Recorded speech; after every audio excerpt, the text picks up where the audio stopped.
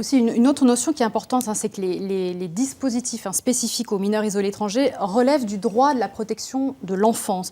Je voudrais que vous nous disiez, Sandrine Rodriguez, ce que ça veut dire exactement dans l'accompagnement global, quels sont leurs droits, est-ce qu'ils ont droit à davantage de protection que les migrants adultes? Alors, ils relèvent de la protection de l'enfance, donc ça veut dire normalement, ils ont les mêmes droits qu'un enfant né sur le sol français. Ça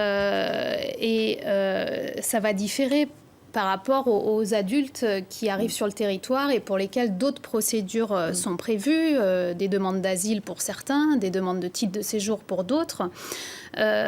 Simplement, ce qu'on constate, c'est que le mineur, s'il n'est pas pris en charge au titre de la protection de l'enfance, il va être exclu de tout dispositif. C'est-à-dire qu'un mineur ne peut pas appeler le 115. On doit lui garantir quoi? Un hébergement en foyer, en hôtel? On doit lui apporter un hébergement, couvrir les besoins essentiels, mais aussi la scolarité. Et puis, on a affaire quand même à un public particulièrement vulnérable qui, on l'a dit, a subi des traumatismes, parfois dans le milieu familial, ensuite au cours du périple. Je crois qu'il n'y a aucun jeune qui ressort indemne du séjour en Libye, hein.